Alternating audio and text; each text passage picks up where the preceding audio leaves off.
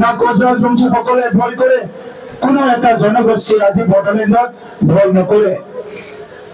হাগ্ৰামা মহিলাৰীৰ 17 বছৰৰ চৰকাৰ আছিলে।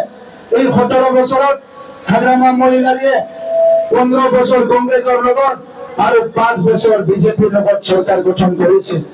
কংগ্ৰেছৰ লগতে কৰক বা বিজেপিৰ লগতে কৰক, হাগ্ৰামা মহিলাৰী ডাঙৰীয়াই বিপিএফে এই অঞ্চলৰ ৰাইজৰ কাৰণে না শান্তি প্ৰতিষ্ঠা কৰিব পাৰিছিলে, না সমন্বয় আনিব পাৰিছিলে, না নিৰাপত্তা দিব পাৰিছিলে, না জীৱন আৰু সম্পত্তি সুনিশ্চিত কৰিব পাৰিছিলে।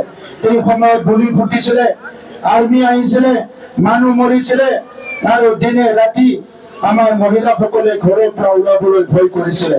সেইকাৰণে আজি ইউপিপিএলৰ প্ৰথম সফলতা 5টা বছৰত 3.5টা বছৰ ৰাইজৰ লগত থাকি কাম কৰি আজি ইউপিপিএল দলে শান্তি প্ৰতিষ্ঠা কৰিছে।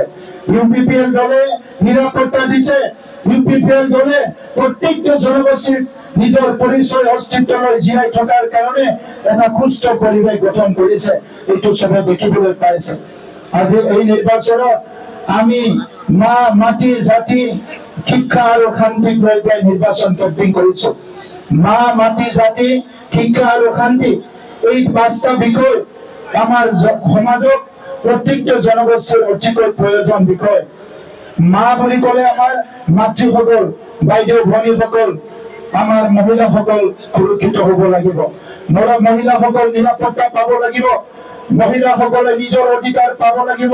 মহিলাসকলে নিজৰ সংস্কৃতি, নিজৰ পৰিচয়, নিজৰ অস্তিত্বলৈ জীয়াই থাকিব পাৰিব লাগিব। মহিলাসকলক শিক্ষা পাব লাগিব। মহিলাসকলক অৰ্থনৈতিক উন্নয়নৰ কাৰণে কাম কৰিব পাৰিব লাগিব।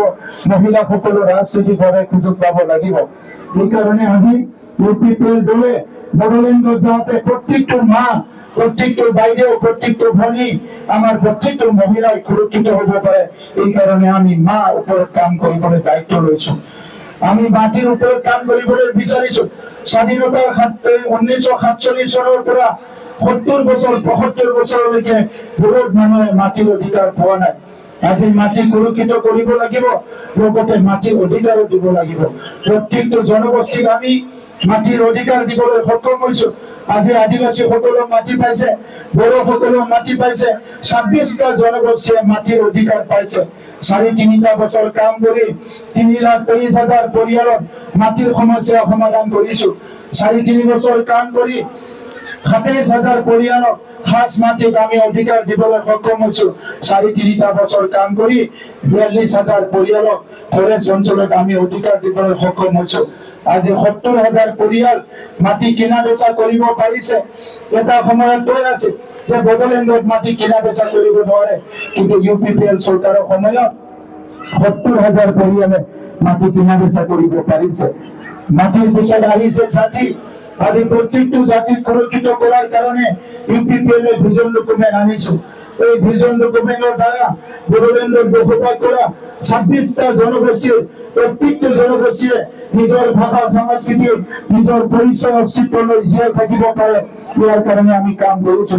মানৱ সম্পদ গঢ় দিব পাৰে প্ৰত্যেকটো জনগোষ্ঠীয়ে। ইউপিএসসি পাছ কৰি IAS, IPS, ডক্টৰ, ইঞ্জিনিয়াৰ ওলাব পাৰে। IAS, ACS, ডক্টৰ, ইঞ্জিনিয়াৰ ওলাব পাৰে।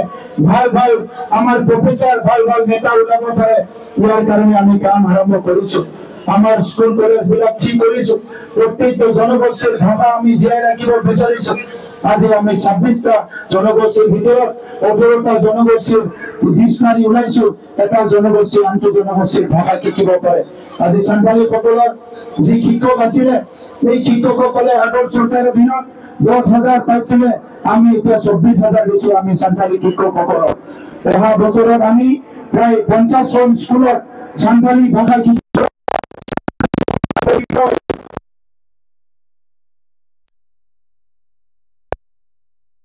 জীয়াই ৰাখিব পাৰে। আজি অন্য জনগোষ্ঠীৰ নিচিনা সান্থালীসকলৰ দাসাই পৰ্বটো আমাৰ কেলেণ্ডাৰত আনিছো আৰু প্ৰত্যেক বছৰত দাসাই উৎসৱৰ কাৰণে আমি 10 লাখ টকা দিয়াৰ কাৰণে সিদ্ধান্ত লৈছো, যাতে এই উৎসৱটো সদায় পালিব পাৰে। সেই কাৰণে মোৰ ইতিমধ্যে কৈছে আমি মূৰ্তি বনাইছো, যিটো নেকি সমগ্ৰ বিশ্বত আমাৰ সান্থালী